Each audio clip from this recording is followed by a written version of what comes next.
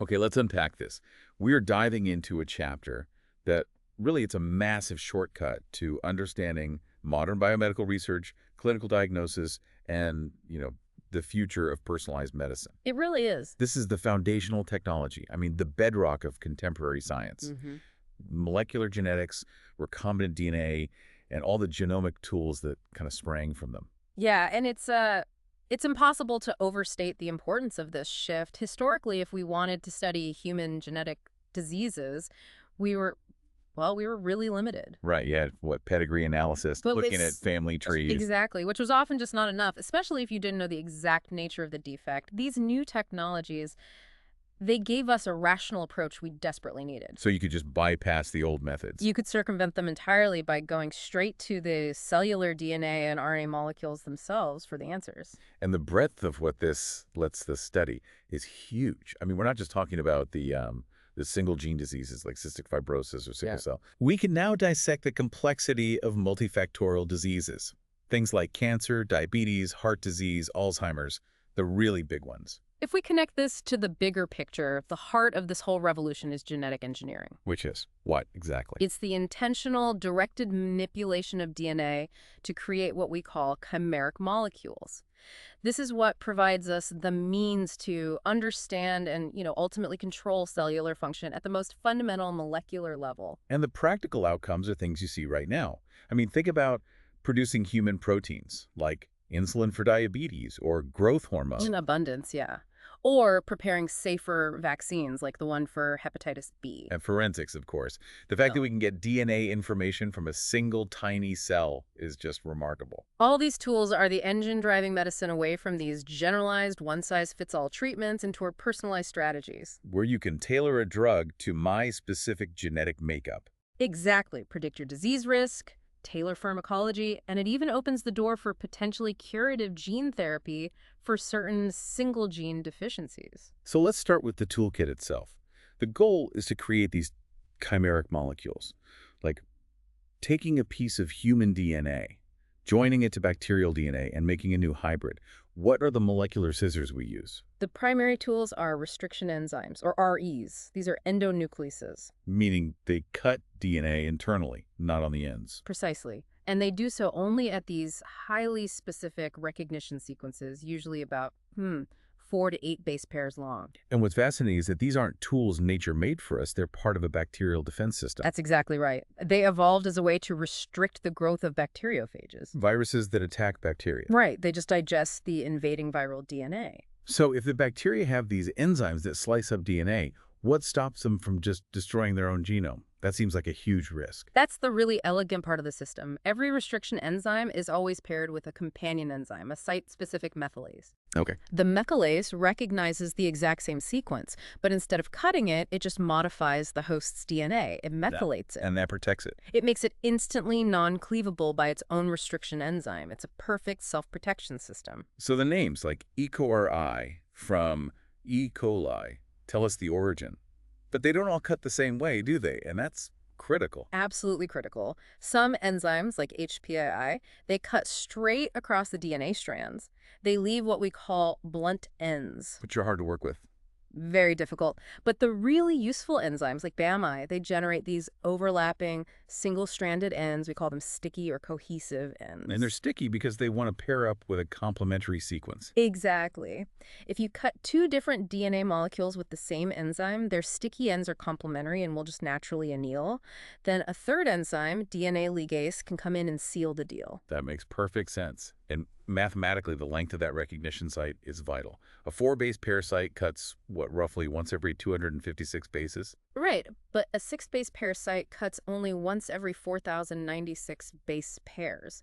So you can choose your enzyme to control how big your DNA fragments are going to be. Okay, so beyond the cutters and the ligase, what other auxiliary enzymes are in the toolkit? Well, we use phosphatases to remove phosphate groups from the 5' ends of the vector DNA. Why do you need to do that? to strip off the phosphates? It's a trick, really. It's to force the insertion of your foreign DNA. If the vector, the recipient DNA, keeps its phosphates, it can just ligate back onto itself. Oh, it just closes the circle again. It's self-ligates, exactly, and your foreign DNA never gets in. Removing the phosphates prevents that.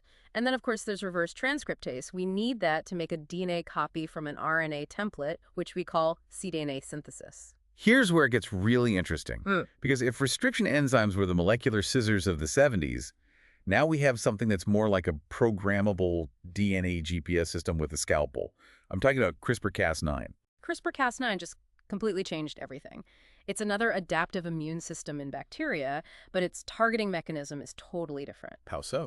It uses RNA-based targeting. A little piece of guide RNA locates the target DNA sequence with, just exquisite precision. And what tells the Cas9 enzyme where to actually, dock and cut?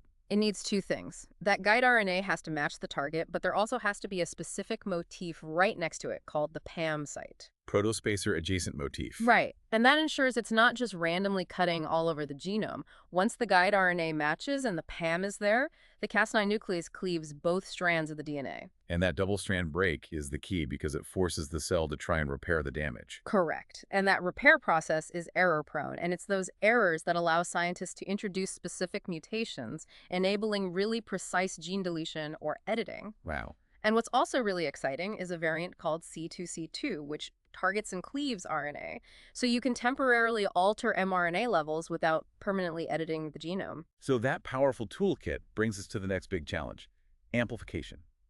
You have your one chimeric molecule, but you need millions of copies. This is where cloning and PCR come in. Right. Cloning is the classic method. You produce a large identical population, a clone, by putting your chimeric molecule into a vector that replicates independently inside a host cell, usually E. coli. And the vector you choose depends on how much DNA you're trying to carry. Exactly. You have small plasmids for inserts up to about 10 kilobases. Phage vectors can handle up to 20 kilobounds. Then you have cosmids for 35 to 50 kilobounds. And for the really big jobs. For mapping whole human chromosomes, you need the massive capacity of bacterial or yeast artificial chromosomes, BACs or YACs. They can hold hundreds of kilobases of DNA. So let's talk about the selection puzzle. Yeah. You've mixed your human DNA into a plasmid that has antibiotic resistance. How do you find the one bacterium that actually took it up correctly? Let's use the classic PBR32 example. This plasmid was engineered to have resistance genes for two antibiotics, tetracycline and ampicillin. When we insert our foreign DNA, we intentionally use a restriction site, say the FCI site, that's located right inside the ampicillin resistance gene. Ah, so putting your DNA in there breaks the gene. Precisely. So first, you grow the bacteria on tetracycline. That selects only for cells that took up any plasmid, whether it's the original or your new one. Right. Then you move them to a plate with ampicillin. The cells with the original plasmid, they're resistant to both, but the cells that successfully incorporated your chimeric DNA, they're now sensitive to ampicillin because that resistance gene is broken. So they die. It's a brilliant way to isolate the needle in the haystack. It's a very clever double selection process. And this same cloning process is used to create DNA libraries. You have the genomic library made from total DNA, introns, exons, everything. Right, and you contrast that with the cDNA library. Remember, cDNA is made from mRNA. So a cDNA library is a shortcut. It only contains the expressed exons. It gives you a snapshot of the proteins being actively made in a specific tissue at a specific time. But for speed, for sensitivity, for diagnostics, especially in a crisis like a pandemic, the game changer has to be PCR, the polymerase chain reaction. Oh, absolutely. PCR revolutionized biology.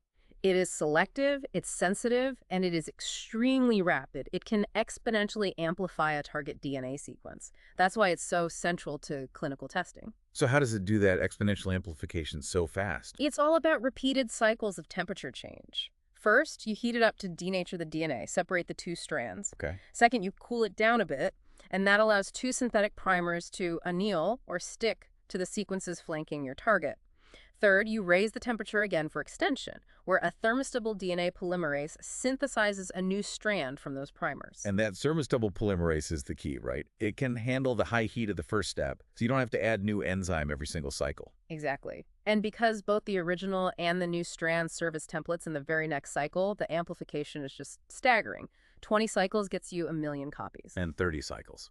30 cycles gets you 1 billion copies. 1 billion copies from what could be just a trace amount of starting material. The applications are immediate forensics, prenatal diagnoses, quantifying latent viruses. It's incredible. So now moving on to analysis. Once you have all this amplified DNA, you need ways to actually visualize it and confirm what you have. And this is where we use probes, labeled DNA or RNA molecules that find complementary sequences.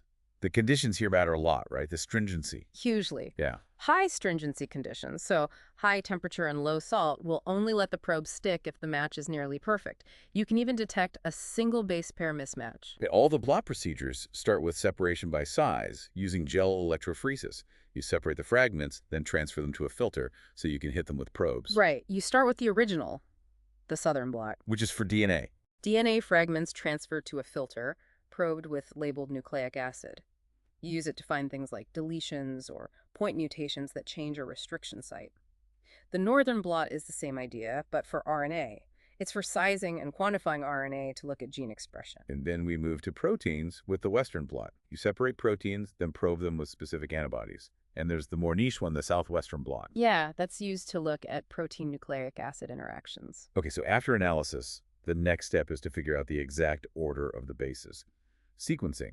The foundational method was the Sanger method. Yes, and the genius of it lies in using these modified nucleotides called dideoxynucleotides, or DDNTPs. How do those work? Well, when a DDNTP gets incorporated into a growing DNA strand, it's missing a specific hydroxyl group. Without that group, the next bond can't form, so it just terminates the strand elongation right there. So you set up 4 reactions, one for each nucleotide. And you generate a whole ladder of fragments, each one ending at a specific base position. What's fascinating here is how quickly we went from that manual, really labor-intensive method to next-generation sequencing, or NGS. The jump was monumental. NGS platforms are highly automated. They use fluorescent labels and microscopic optics to detect nucleotide incorporation in real time. It just drastically reduced the cost and time. And that cost reduction is what really matters. It's everything. Moving the cost of sequencing a human genome from hundreds of millions of dollars to something labs can actually afford. That reduction is what irreversibly ushered in the era of personalized medicine. So let's look at a concrete clinical application that ties everything together. Restriction enzymes, blotting, diagnosis. The best example from the source material is diagnosing sickle cell disease using an RFLP. A restriction fragment length polymorphism. Right. And the cause of sickle cell is just devastatingly simple. A single T to A substitution in the beta-globin gene. One letter change. One letter. It changes the 6th codon from glutamic acid to valine. But for diagnosis, why does that matter from a restriction enzyme perspective? Because, critically, that single base change destroys a recognition site for the restriction enzyme MCAI. A normal person's DNA has 2 cut sites there. The sickle cell allele only has 1. So if we run the DNA on a southern blot, what do we actually see? Help us visualize the result on the gel. Okay, so the normal allele, AA, is cut twice by MCAI. This gives you 2 small fragments, one at 1.15 kilobands and one at 0.2 kilobands. 2 clear bands on the gel. And the sickle cell patient. The DNA from a homozygous sickle cell patient, SS, is only cut once at the far ends. Because that middle cut site is gone, those 2 fragments merge into a single, much larger 1.35 kilobauta fragment. And that difference in fragment size, the RFLP, is easily visible. It's a definitive diagnosis. Exactly. You can even do it prenatally. And RFLPs are just one type of genomic variation. We also look at single nucleotide polymorphisms, SNPs, and copy number variations, CNVs. They're all inherited markers we can use for genome mapping. Right, and historically that led to huge projects like chromosome walking, Which is a sequential process of using overlapping DNA fragments to slowly, literally walk down the chromosome to define a gene locus, like for Duchenne muscular dystrophy. Today, BACs and PACs make it simpler, but that concept of overlap is still fundamental for assembling all the short reads we get from NGS. looking ahead to therapeutics. You mentioned gene therapy. The idea of treating single gene deficiencies by inserting a normal copy of a gene. Right, often into precursor cells like bone marrow cells, and that field is complemented by stem cell biology. We can now take adult somatic cells and convert them into induced pluripotent stem cells, or iPSCs. And those are valuable for 2 reasons. 2 big reasons. One is for future cell replacement therapies, but maybe more immediately, they let us create authentic disease models in a lab dish to study the molecular mechanisms of human diseases. And with CRISPR, we can now create really specific genetic variants in model organisms, null, loss of function, gain of function, to study a gene's purpose. So what does this all mean? The ability to sequence whole genomes, amplify any DNA, manipulate genes, it led to an unforeseen consequence. A data flood. A monumental flood of biological data, and this required the birth of the omics revolution and entirely new fields of science just to manage and interpret it all. Okay, let's dive into that data flood. First, transcriptomics. That's all about RNA. All RNA.